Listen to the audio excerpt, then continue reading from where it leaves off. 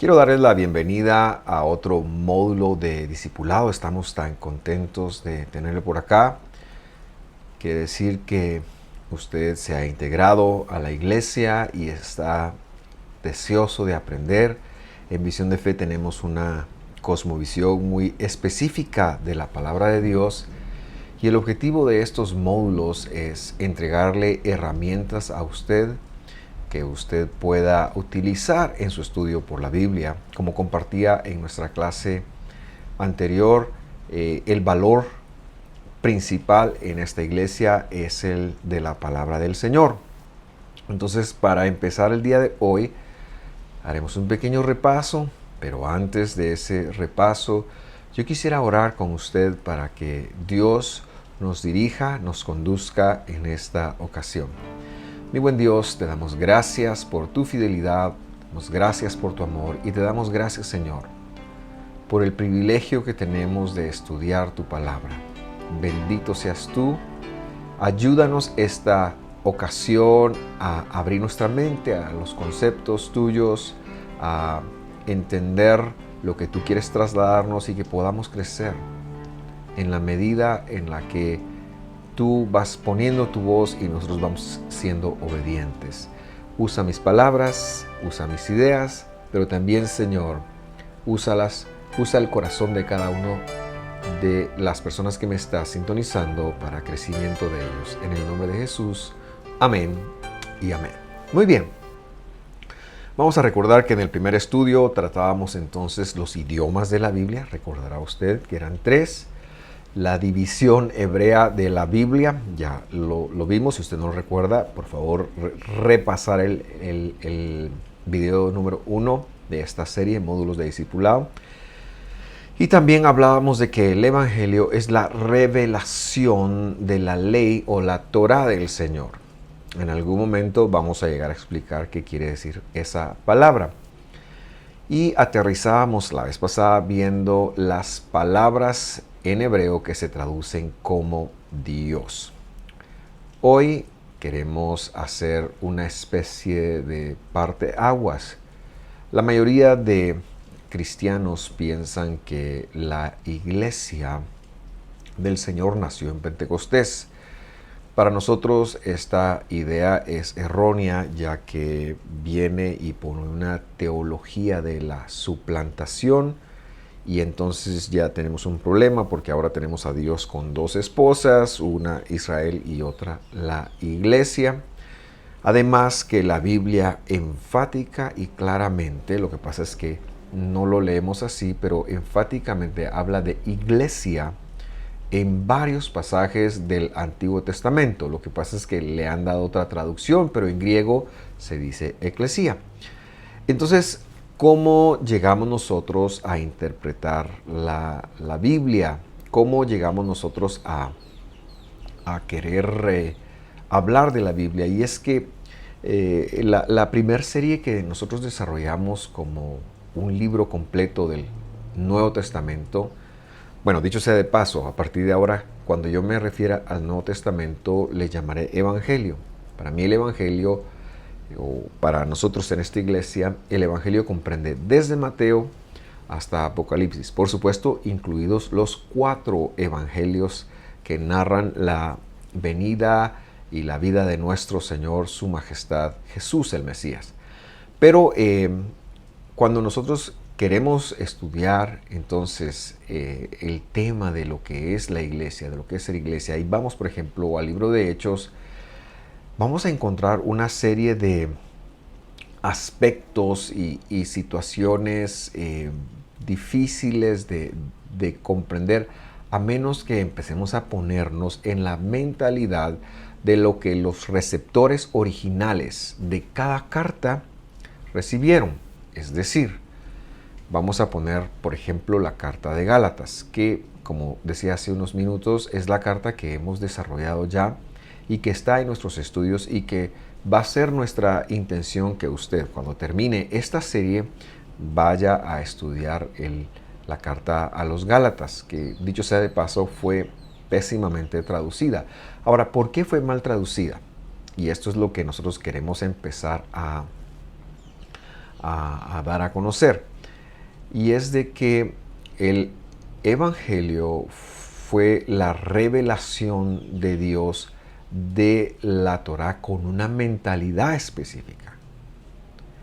Cuando usted lee el libro de Hechos, se va a dar cuenta que cada vez que Pablo fue a predicar, lo hacía en una sinagoga. Algunos, por ejemplo, llegan a Hechos 13, en donde dice que Pablo se sacude los pies y dice, me voy a los gentiles, pero siguió yendo a las sinagogas, nunca dejó de ir a las sinagogas. Y la pregunta es, ¿por qué?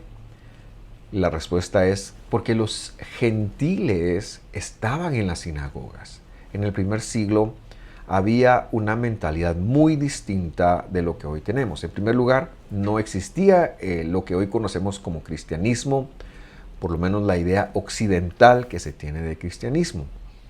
Cuando alguien en el primer siglo mencionaba la palabra cristiano, que era una traducción del hebreo que tenía que ver con un mesianismo, cuando mencionaban esa palabra, nadie jamás pensó en un movimiento fuera del mundo judío. Eso se da en el siglo II.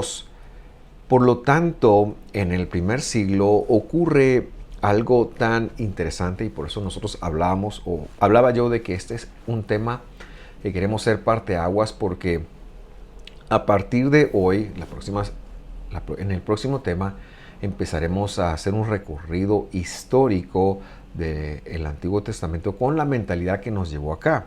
Pero cuando partimos de querer interpretar el Evangelio, la doctrina del Nuevo Testamento, entonces tenemos que conectar que la palabra iglesia, la palabra sinagoga eran dos términos griegos. Algunas personas no saben esto. Piensan que una sinagoga es una reunión judía y piensan que una iglesia es una reunión cristiana. Pero en el primer siglo, sinagoga e iglesia o eclesia, sinagogue y eclesia, los llamados afuera, los llamados a juntarse, eran términos sinónimos y griegos. Un judío no iba a la sinagoga desde su idioma, sino ellos iban al Kenet Midrash, o a la casa de estudio le llamaban ellos.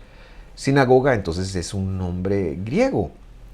Y la iglesia y la sinagoga se reunían personas, especialmente en su gran mayoría judíos, que creían, por ejemplo, las de Pablo. Estoy hablando de las de Pablo porque la sinagoga judía se empezó a extender en el siglo II a lo largo del Imperio Romano. Se empezó a extender de tal manera que cuando ya llegamos a Pablo hay muchos judíos en la diáspora y la mayoría de ellos se congregaban manteniendo así su identidad con Israel. Pero cuando hablamos de ya las congregaciones que Pablo empieza a visitar, no eran una religión nueva, no eran una religión cristiana afuera del mundo judío, no eran así, sino que eran las propias sinagogas en donde se daba este fenómeno. La fe de Israel del primer siglo, ellos eran muy proselitistas, mucho más que ahora que son muy cerrados, y entonces había mucho gentil y Pablo encuentra eco con el gentil en el mensaje que él quiere trasladar. Y entonces siempre con Pablo usted encontrará una gran cantidad de judíos que creen en Jesús, en el Mesías, pero que se mantienen en los principios mosaicos de Israel, que fue lo que se le enseñó a los primeros gentiles. Entonces, ¿por qué decimos que no era una nueva religión? Tenemos la prueba histórica y usted la tiene en el libro de Hechos. En primer lugar, cada vez que Pablo llegó a una sinagoga judía, puramente judía, siempre le dejaron hablar. ¿Por qué? Porque él tenía un mensaje del Mesías, él tenía un mensaje mesiánico. Ellos en el primer siglo esperaban un Mesías. De hecho, Flavio Josefo, este ya es un historiador no religioso, Este es un historiador, él es judío de raza, pero no hace una investigación religiosa, sino esto es un dato científico. Él dice que del -6 al año 60 más o menos, cuando ya empiezan los rumores de la destrucción del templo, hubo 24 personas, o 24 grupos, perdón, que proclamaron un Mesías. Por supuesto, esta lista incluye a Jesús. Entonces, cada vez que Pablo, nosotros sabemos que Jesús es el Mesías, pero lo que estoy tratando de establecer era la mentalidad del primer siglo, en donde hay un hambre de saber del Cristo, de saber del Mesías, y que muchas personas se proclamaban así Mesías. Esto es un dato histórico. Así que cuando Pablo llega a cualquier comunidad judía, esta gente está esperando al Mesías, y Pablo llegaba y decía, el Mesías Jesús ya vino. Y por eso los rabinos querían escucharlo. Le pongo un ejemplo. Si alguien viene a esta congregación de una religión distinta y quiere hablarnos de su Mesías, yo no le daría el espacio para hacerlo, porque nosotros somos creyentes en Jesús, el Redentor. Si alguien viene a hablarme de cualquier otro nombre, no quiero mencionar nombre alguno, pero de cualquier otro Salvador, de cualquier otro Redentor, de cualquier otro camino al cielo, de una religión distinta, yo no le daría la tribuna. Algo así es lo que está ocurriendo. Pablo está dentro del movimiento, dentro de la mentalidad judía, dentro de la fe de Israel, que quizás es la mejor forma de decirlo. Porque como veremos más adelante en algún otro estudio, no había un judaísmo como tal en el primer siglo. Cuando vemos el Evangelio, por ejemplo el Evangelio de Juan lo hace mucho, hablando de los judíos, más que refiriéndose a ellos como un grupo religioso, se está refiriendo a ellos como un gentilicio, como decir la gente de Judea, que se sobreentendía. Pero hay muchos grupos judíos que pensaban completamente distinto los unos de los otros, y esto es algo que ya veremos. Entonces, si Pablo hubiera ido creando una nueva religión, cada vez que llegaba a una ciudad, le darían el espacio para hablar, le darían el púlpito, como decimos ahora en el siglo XXI. La respuesta es, por supuesto, que no se lo darían, ¿verdad? Entonces, lo que queremos decir, y esto es como la composición del Nuevo Testamento, como el Nuevo Testamento, en qué mentalidad empieza a escribirse, es que cuando Pablo llega, Shaul en hebreo, cuando Shaul llega, él llega a, y esto lo puede ver usted, por ejemplo, en ese primer viaje de Pablo, que pienso que comprende los capítulos 11 o 12 y 13, pero el 13 estoy seguro, en donde el primer viaje misionero de Pablo y Bernabé y Pablo, realmente la persona que tenía los contactos era Bernabé. Ellos siempre van, bueno, en todo el libro de Hechos, Pablo siempre fue con los judíos, porque los judíos eran el único pueblo que tenía el mensaje del Dios verdadero, y esa fue la plataforma que Pablo utilizó para hablar del Mesías, para hablar del Cristo. Entonces, cada vez que él llegó, ¿cómo era la composición de la sinagoga cuando él llegaba? Recordemos, la sinagoga es una palabra griega, pero que se llegó a aceptar como lugar de culto de la fe de Israel. Entonces, Pablo llegaba, por ejemplo, a la sinagoga de Éfeso. Y repito, la palabra iglesia es intercambiable, así que cuando él escribe a la iglesia de Corinto, también podría interpretarse a la sinagoga de Corinto, porque tampoco nunca alguno de ellos se reunió el domingo. Esto ocurrió después del año 155 después de Cristo. Esto es un hecho histórico, es comprobable, y nosotros amamos la palabra y estamos en búsqueda de la verdad, somos estudiantes de la verdad. Cuando Saulo entonces llegaba a cualquier congregación donde él estuvo y que se narra en el libro de Hechos, en cualquier ciudad del imperio, él se encontraba con tres segmentos muy marcados dentro de este grupo de la sinagoga. En primer lugar, estaban los judíos de raza, gente que habían emigrado de Judea, gente que estaba en la diáspora, gente que el judío de esa época buscaba mantener la pureza de su raza. Ellos se sentían y se perciben hasta el día de hoy como con la misión de subsistir, porque son los que portan la palabra del Señor. Así es como lo ven todavía y lo veían acá. Entonces estaban los judíos de raza. Luego ya he afirmado que era una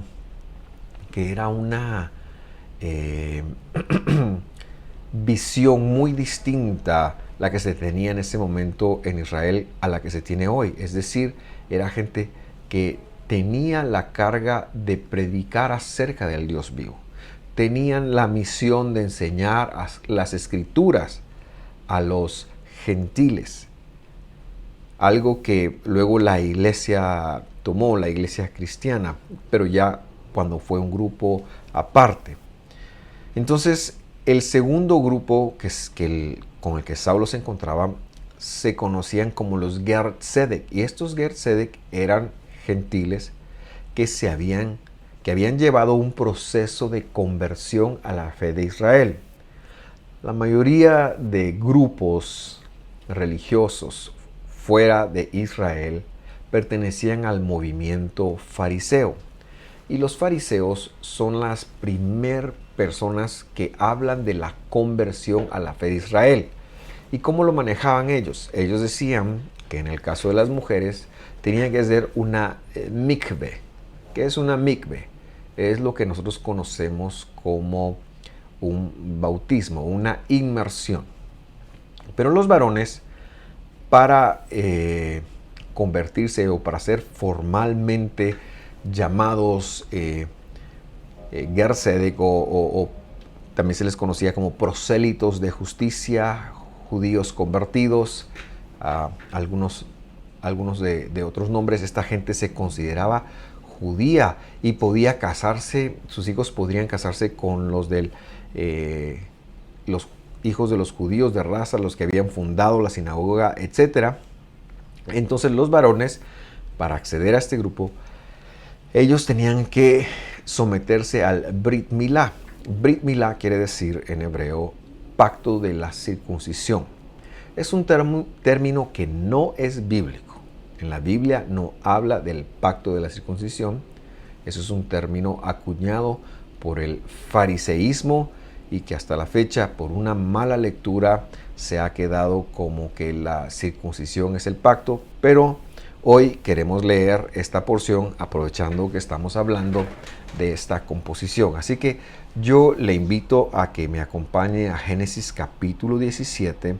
Vamos a leer desde el versículo 1. Y siendo Abraham de 99 años, el Señor se le apareció y le dijo: Yo soy el Dios Todopoderoso, anda delante de mí y sé perfecto. Hay mucha luz aquí, pero yo lo invito a sintonizar las porciones de la Escritura porque ahí nos esforzamos en explicar esto mejor. Dice: y pondré mi pacto entre mí y ti, dice esta versión, tratando de ser fiel al original. Y te multiplicaré en gran manera. Entonces, ojo, está hablando de que va a poner el pacto entre Dios y Abraham.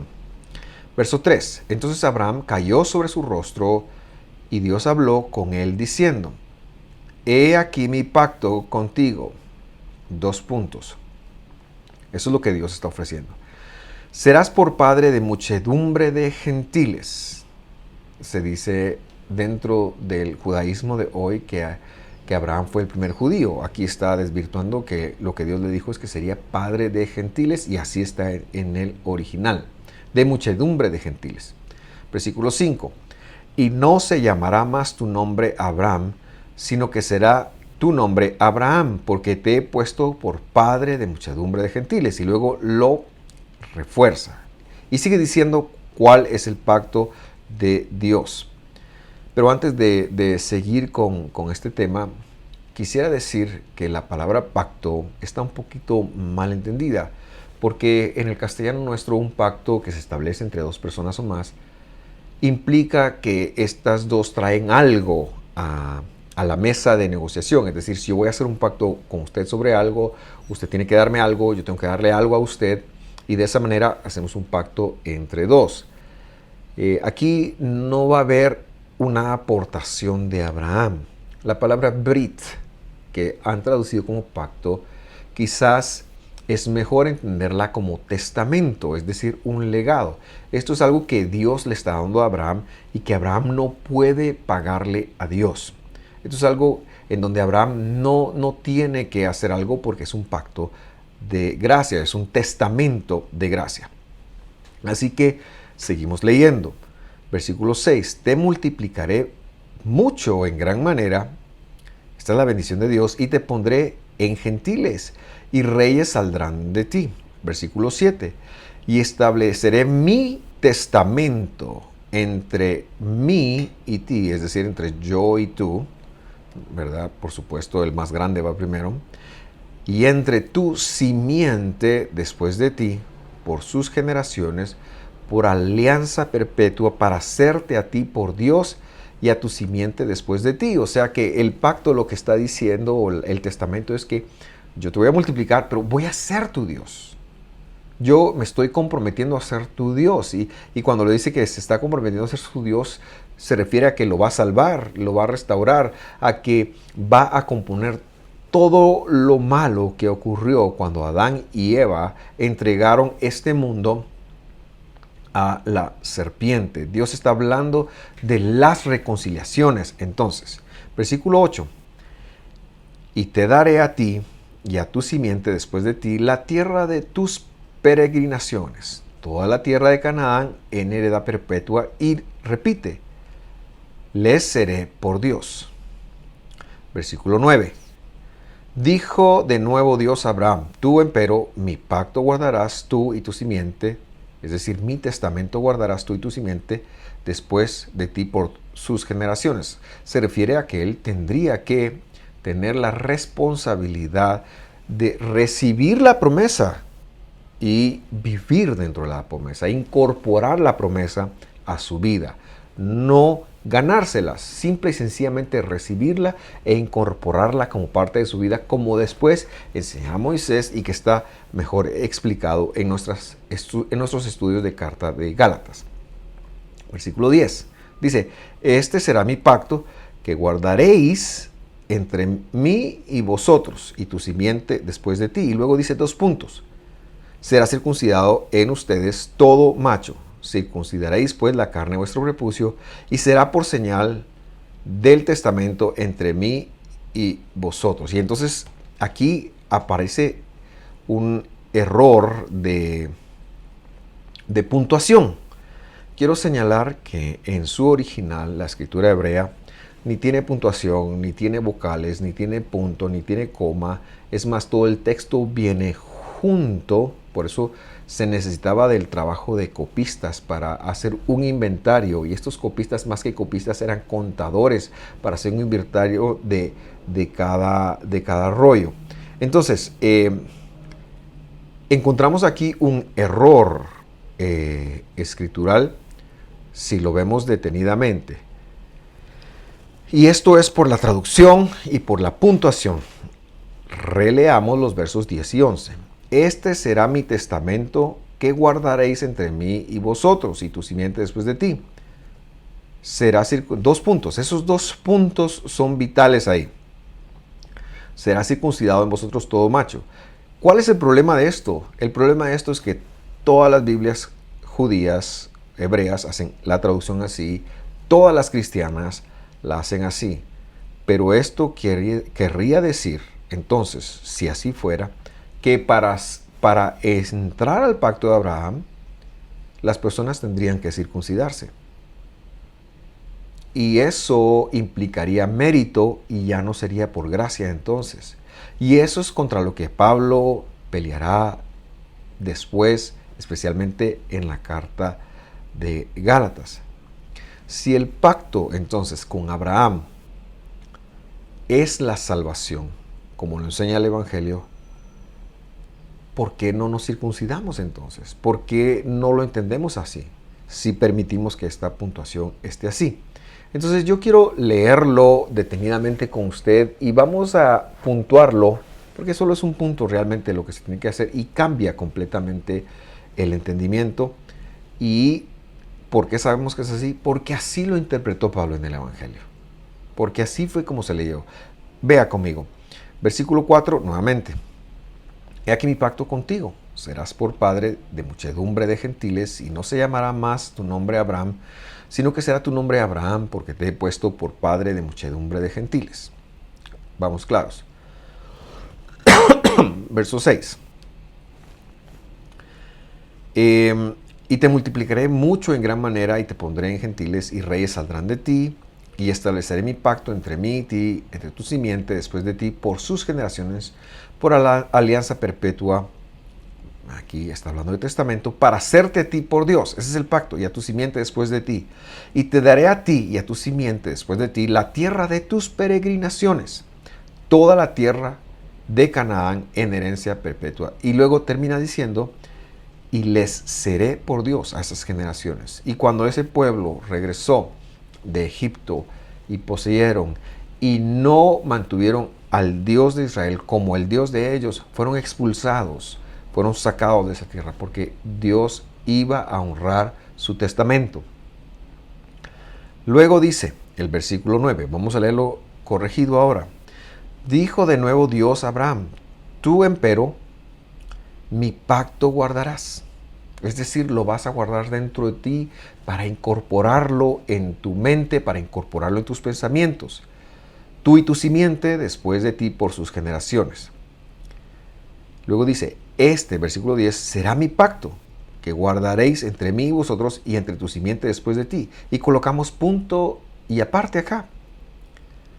Si usted conecta que aquí lo que hay es una separación y que el pacto es lo que ya dijo desde el versículo 4, y por eso me tomé la libertad o el trabajo de leerlo desde el versículo 4. Si usted conecta que eso es el pacto, entonces esto es completamente consentido.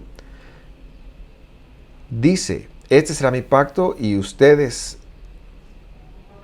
y tu simiente después de ti, punto de aparte. Y luego dice, aunque nos pongan en el versículo acá, que tampoco están en el original, será circuncidado en ustedes todo macho. Circuncidarán pues la carne del prepucio y será por señal del pacto entre mí y vosotros. Lo cual así lo vio Pablo, y por eso Pablo dijo, no es necesario ser circuncidado para ser salvo. La circuncisión continúa siendo un mandamiento, pero no es el testamento, no es el pacto, es la señal del pacto. Es que Pablo llega entonces a estas ciudades y ve que están obligados, que han obligado falsamente, hay una herejía que está ocurriendo, que para que los gentiles que se acercan a la fe de Israel sean salvos, se les está diciendo que como requisito tienen que circuncidarse, tienen que convertirse en judianos, en judíos, tienen que preservar no solo la ley del Señor, sino todas las costumbres judías que les harían identificarse. Y eso es algo que históricamente fue insostenible, y por eso es que a partir de la destrucción del segundo templo, el fariseísmo, que fue casi que la única rama que sobrevivió a la destrucción del templo, se empezó a apartar de ser proselitista y empezó a decir, no, vamos a quedarnos pocos, pero vamos a mantener la identidad de nuestro pueblo, porque no podemos desaparecer, nosotros representamos a la Torá. Entonces, ¿qué está pasando? Pablo llega, ve este grupo, los judíos de raza, luego ve a los prosélitos de justicia, que son a efectos también considerados como judíos porque se han circuncidado, pero ve un tercer grupo, los Ger Toshab. Estos son los prosélitos de la puerta, que era el tercer grupo, que les gustaban los salmos, les gustaba acerca de de Moisés, de Sansón, empezaban a compartir los valores, pero esta gente no se quería convertir porque no querían pasarse cuchillo en su miembro viril. ¿Por qué? Era muy complicado. Una circuncisión mal hecha significaba la muerte. No había antibióticos en ese tiempo. Y aquí es donde Pablo llega a establecer, a exponer que la circuncisión no es el requisito para la salvación, sino que sí es un mandamiento, pero no es el requisito para la salvación. Estas personas, los prosélitos de la puerta, reciben un nombre. Históricamente esto está documentado, pero ese nombre lo encontramos en el Evangelio. Y yo lo invito a acompañarme en la lectura de Hechos capítulo 10, que dice: había un varón en Cesarea llamado Cornelio, centurión de la compañía que se llamaba La Italiana. ¿Se acuerda de Cornelio? Pío y temeroso de Dios con toda su casa, y que hacía muchas limonas al pueblo y oraba a Dios siempre. Cuando acá dice temeroso de Dios, no se está refiriendo a la mentalidad de él de tenerle temor a Dios, sino está hablando de su lugar en la sinagoga. Este hombre se congregaba en una sinagoga en Israel, siendo romano, no circuncidado, y este hombre, si usted continúa este relato, oraba, daba ofrendas, y Dios le manda a Pedro para que le muestre con mayor exactitud el camino de la salvación.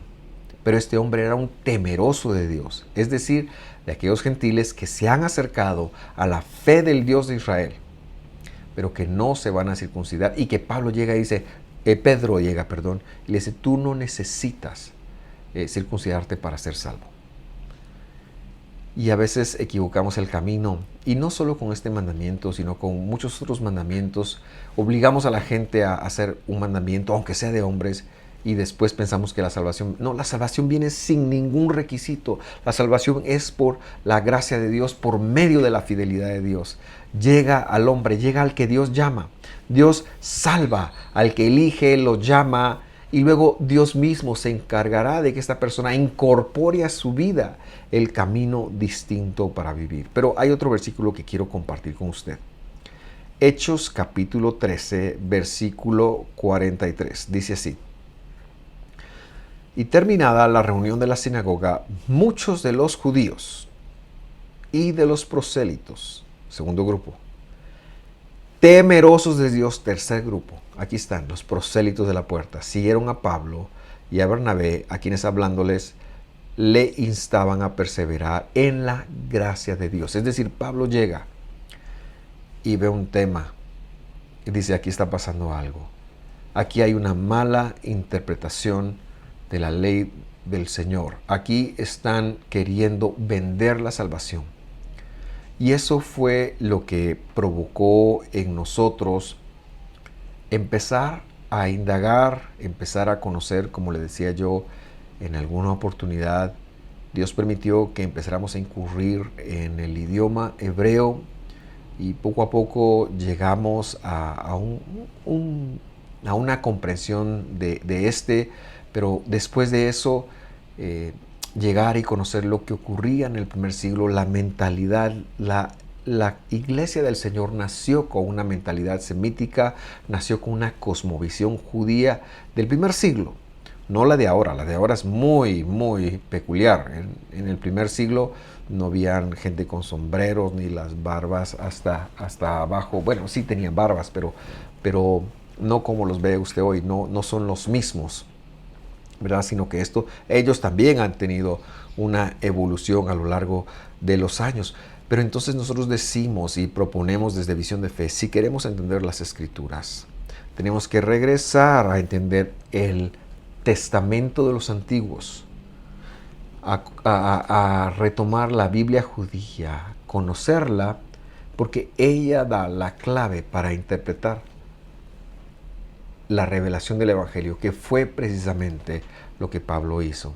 Y esto será, o empezará a ser, a partir de la próxima clase, nuestro tema de conversación. vamos a empezar a estudiar un poquito la historia bíblica, cómo fue que Dios se reveló, y con esto en mente vamos a avanzar para que usted tenga mejores herramientas en la interpretación de la Escritura. Que Dios lo bendiga. Este ha sido el Pastor Vladi, con muchas ganas de compartir con usted, y cualquier duda, por favor, háganoslo saber. Estamos en toda la disposición de apoyarlo en su viaje y en su estudio por la Escritura. Hasta pronto.